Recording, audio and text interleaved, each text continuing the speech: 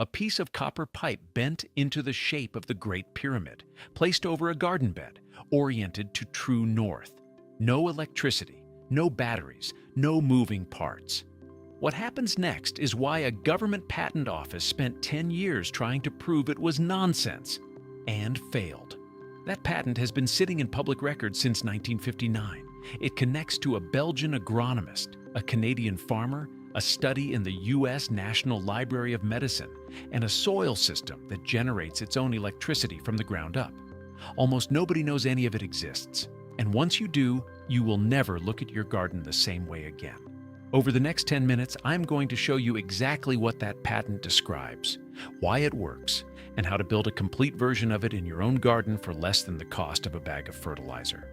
The system combines three separate technologies: ancient geometry, forgotten soil science, and electrochemical plant feeding, into one passive growing method that costs almost nothing to build and gets stronger every single year.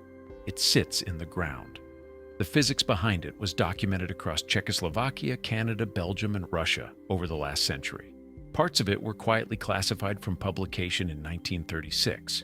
The rest never made it out of independent farming communities. Let us start with that patent and a razor blade. In 1949, a Czechoslovakian radio engineer named Karl Durbal walked into the patent office in Prague with a device so unusual it would take him a full decade to get it approved. A small cardboard model shaped like the Great Pyramid of Giza, designed to keep razor blades sharp with no mechanical sharpening, no chemicals, no electricity. Just a hollow shape, each flat side facing a cardinal direction, a blade resting inside at 1/3 height. The examiner sent him away repeatedly. The chief examiner, Raro, a metallurgy specialist, eventually took a prototype home and tested it personally for 10 years. 16 blades completed a combined 1,778 shaves, averaging 111 per blade. Without the pyramid, a blade lasted around 5. In 1959, Czechoslovakian patent number 91,304 was granted. Darbal's patent did not claim pyramids are magical. It claimed specific geometric proportions interact with electromagnetic fields in measurable, repeatable ways. And the angle that made it work, 51 degrees and 52 minutes, is the same angle on the casing stones of the Great Pyramid of Giza. That angle is not arbitrary. When built to that slope, the perimeter of the base divided by twice the height produces pi. The slant height divided by half the base produces phi. The golden ratio, 1.618. The golden ratio appears throughout the living world, in nautilus shells, sunflower seeds, tree branching, and DNA.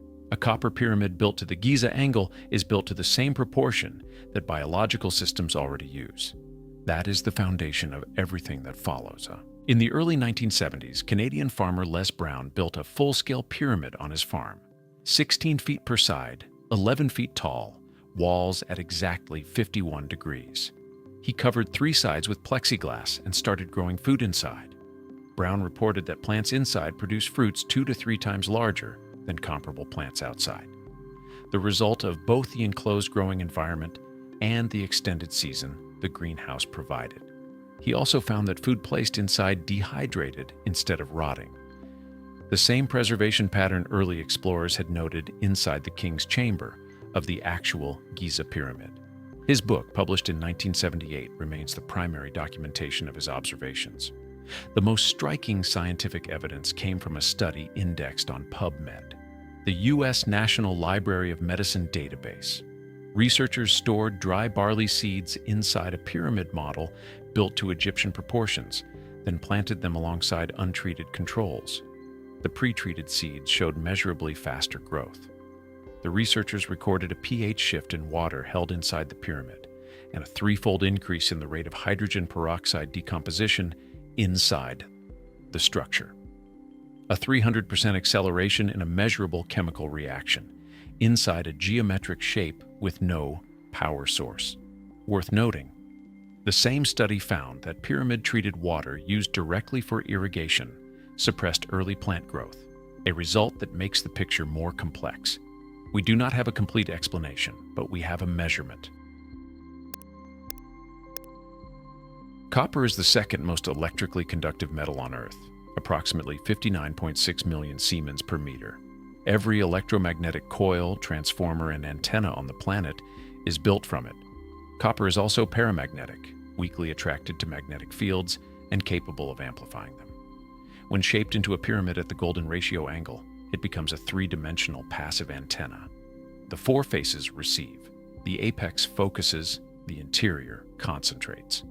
Yannick van Doorn, a Belgian agronomist trained at the University of Ghent, has spent over 25 years researching natural electromagnetic forces in agriculture. Practitioners following his copper pyramid methods consistently report faster early seedling growth and reduced insect pressure compared to untreated controls in the same beds. These are practitioner reports, not peer-reviewed trials. The picture is genuinely mixed. A 2025 PMC study found no consistent yield improvement from passive copper electroculture in container gardens, suggesting the voltages produced may be too small to drive meaningful plant physiology on their own. What is not in dispute is the electromagnetic behavior of copper and the mathematical properties of the pyramid geometry. Whether those translate into measurable garden-scale benefit remains an open question. That is precisely why the experiment is worth running. The copper pyramid is one piece of a complete, self-feeding system. Start with a trench 2 feet deep. Fill the bottom with untreated hardwood, oak, maple, birch, alder, apple, or cherry. Avoid pressure-treated lumber, black walnut, cedar, and redwood for the reasons outlined in the description below. This buried wood becomes a water reservoir, a heat engine, and a microbial fuel cell, meaning organic matter breaking down and releasing actual electrical current directly into the surrounding ground. As it decomposes, microbial communities also release thermal energy as a byproduct, extending your growing season passively. On top of the wood goes charged biochar. Raw biochar straight from the bag absorbs nutrients from the soil before plants can reach them. Charge it first. Soak for 48 hours in compost tea or diluted worm castings. This loads the pores with nutrients and microorganisms from day one. Multiple peer-reviewed studies confirm biochar measurably increases soil electrical conductivity, in some cases by more than tenfold. Into the root zone, install 1 galvanic earth battery per plant, a 6-inch copper pipe on one side, a galvanized zinc nail 8 to 12 inches away on the other, both 6 inches deep. The biochar-enriched soil between them acts as electrolyte. A multimeter should read 0.8 to 1.1 volts. The current flowing between the copper and zinc mobilizes nutrients locked in chemical bonds through electrolysis. Roots grow toward the copper, a documented response called electrotropism. Zinc corrodes slowly as it works, releasing zinc ions into the root zone.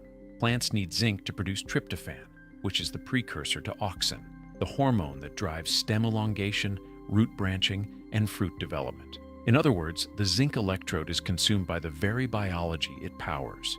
Place the copper pyramid directly over this bed, one flat side facing true north. What you have built is a 4-layer system.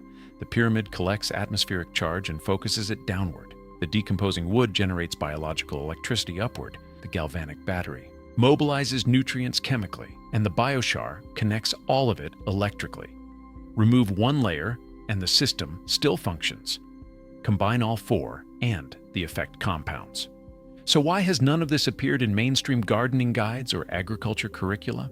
The British Electroculture Committee was established in 1918 under the Ministry of Agriculture. For nearly 2 decades, they collected field data documenting yield results from electrical methods applied to soil. In 1936, the committee was dissolved. Researchers who later examined the National Archives found that from 1922 onwards, the annual reports had been marked not for publication, only 2 copies ever printed.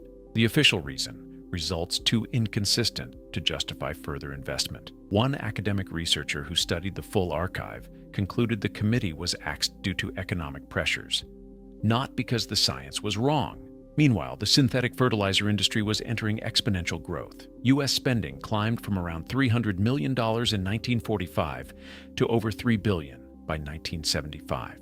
The global fertilizer market today exceeds $200 billion per year, built entirely on repeat purchase. A copper pyramid installed once and never repurchased has no revenue model. What cannot be patented and cannot be depleted does not get advertised. That is not a conspiracy. It is market logic. The physics does not care. It has been sitting in the soil waiting for a century. A $14 piece of copper pipe, a handful of hardwood, a galvanized nail. One afternoon of work. One season to see the difference. A system that outlasts the garden, the fence, and the house it sits behind. The geometry has been waiting since 1959. The soil has been waiting longer. Go build it.